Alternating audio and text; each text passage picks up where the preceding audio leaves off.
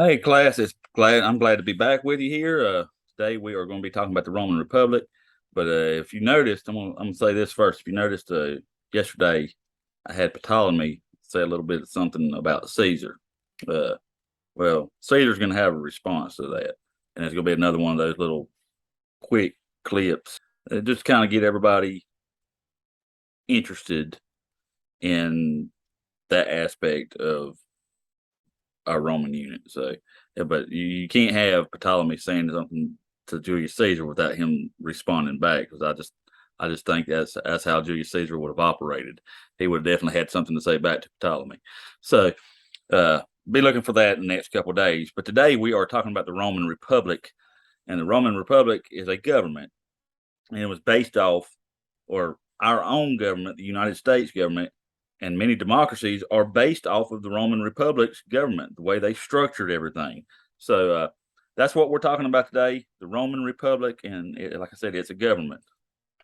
For 500 years, ancient Rome was governed by the Roman Republic, and like I said, it was a form of government that allowed people to be elected, or allowed for the people to elect officials to govern them, much like the United States. So uh, it became the basis for modern democracies. The Roman Republic. For 500 years, ancient Rome was governed by the Roman Republic. This was a form of government that allowed for people to elect officials. Many of the ideas and structures of this government became the basis for modern democracies. All right, so who were the leaders in the Roman Republic? Well, you had all kinds of different leaders in the Roman Republic. The main one was the consuls, but the magistrates were elected officials, and there were different levels and titles of magistrates. All right, like I said, the government was very complicated. It had lots of leaders and lots of councils, and but I'm gonna go over some of these elected officials with you. Who were the leaders of the Roman Republic? The Roman Republic had a number of leaders and groups that helped to govern. Elected officials were called magistrates, and there were different levels and titles of magistrates. The Roman government was very complicated and had lots of leaders and councils. Here are some of the titles and what they did. All right. So some of these, at the very, very top was the consul. All right. It was a very powerful position. It was a lot like the United States president, only there wasn't one of them. There were two.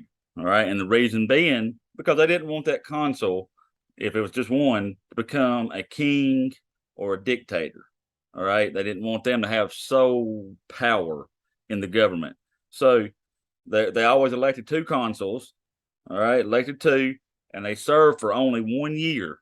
So with our government, our president serves for 4 years. They only serve for 1 year, and if one didn't agree with the other one, they could veto them. They could say, "Hey, I don't like your idea. I don't like that, so I'm going to veto that."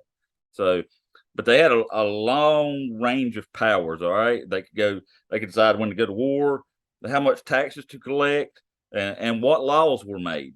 So the consuls had ultimate power. All right, they had the most power in the Roman Republic. Leaders of the Roman Republic. Consuls. At the top of the Roman Republic was the consul. The consul was a very powerful position. In order to keep the consul from becoming a king or dictator, there were always two consuls elected, and they only served for 1 year. Also, the consuls could veto each other if they didn't agree on something. The consuls had a wide range of powers that decided when to go to war, how much taxes to collect, and what the laws were. All right. Then you had the senators. Senators, hey, we have senators here in the United States as well, elected officials. All right, the senators are elected. All right, well, the senators were elected here as well in the Roman Republic. All right, well, they advised the consuls. Okay, they said, okay, maybe you should do this or do that, and they took their advice, and and a lot of times they usually did what the senators recommended. Not always, but most of the time they did, because they didn't want to they didn't want to have a big uprising. Okay, they didn't want to make them mad, because the senators had a lot of power too. So, but when the senators were elected, they were selected for life. Then you had the plebeian council. and it was called the People's Assembly. And this is how the common people, all right, they could elect their own leaders, magistrates, pass laws, and hold court. So the little guy had some power in the Roman Republic. It wasn't always like that, but in other governments, it wasn't always like that. So this was different. This was different, and it's kind of the same way here in the United States. You have the power. The people have power to elect officials, and not just the rich, wealthy aristocrats. Leaders of the Roman Republic continued. Senators. The Senate was a group of prestigious leaders who advised the consuls. Consuls usually did what the Senate recommended. Senators were selected for life. Plebeian Council. The Plebeian Council was also called the People's Assembly.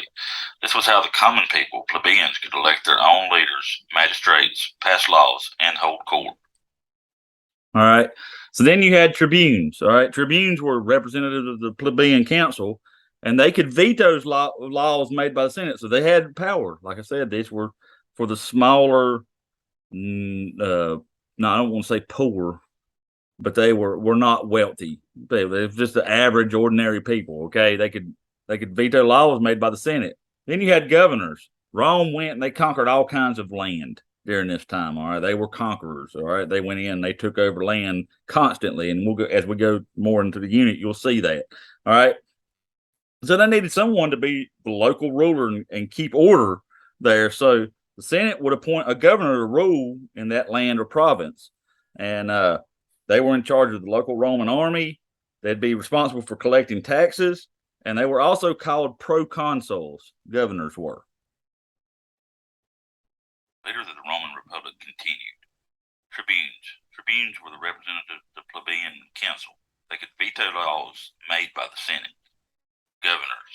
If Rome conquered new lands, they needed someone to be the local ruler. The Senate would appoint a governor to rule the land or province. The governor would be in charge of the local Roman army and would also be responsible to collect taxes. Governors were also called proconsuls. All right.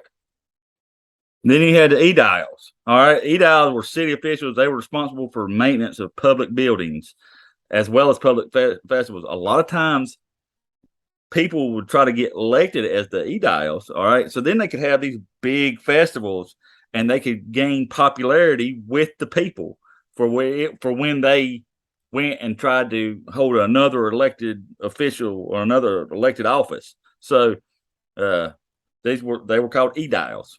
Aedile. All right. And then you had the censors. Censors, they counted the citizens. They kept track of the census, just like we have now. We have a census bureau. All right. In the United States, they kept track of the citizens, how many people, what's doing what. Okay. They also wanted to maintain public morality and look after public finances. The censors did. Leaders of the Roman Republic continued. Edile.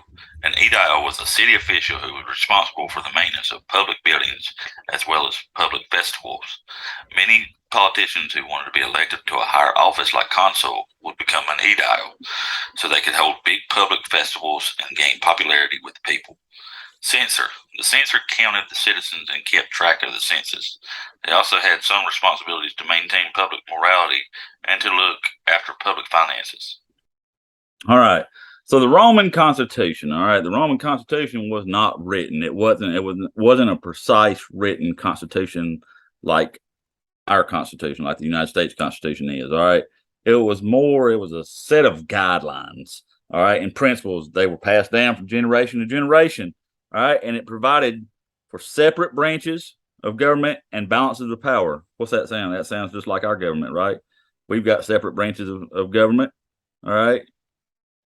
And we've got the balances of power, so it keeps everything in check. So it was a lot like our Constitution, but it wasn't a precise written Constitution like ours. The Constitution. The Roman Republic did not have a precise written Constitution. The Constitution was more of a set of guidelines and principles that were passed down from generation to generation. It provided for separate branches of government and balances of power. All right. So were all people treated equally in the Roman government? That is a no. All right. People were treated differently. They were based on their wealth, gender, and their citizenship. All right. Women, okay, unfortunately, all you women, I'm sorry. All right. They didn't get the right to vote or hold office. All right.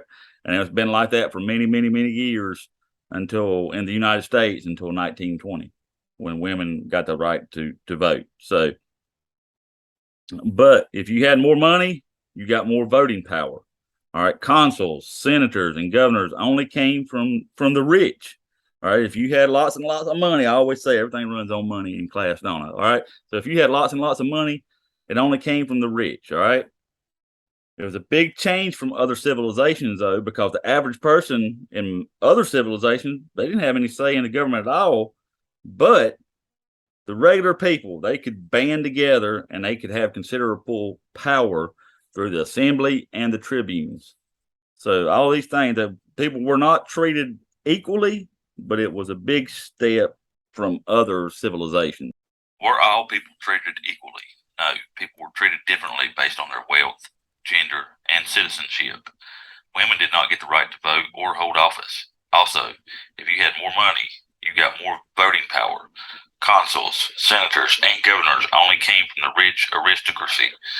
This may sound unfair, but it was a big change from other civilizations where the average person had no say at all. In Rome, the regular people could band together and have considerable power through the assembly and the tribunes. All right. Comprehension question time. What was the highest position in the government of the Roman Republic? One that had the most power. Was it A, the president, B, the consul, or C, the queen? It was the consul. There were two of them. All right, not just one. Like our president, we only have one president.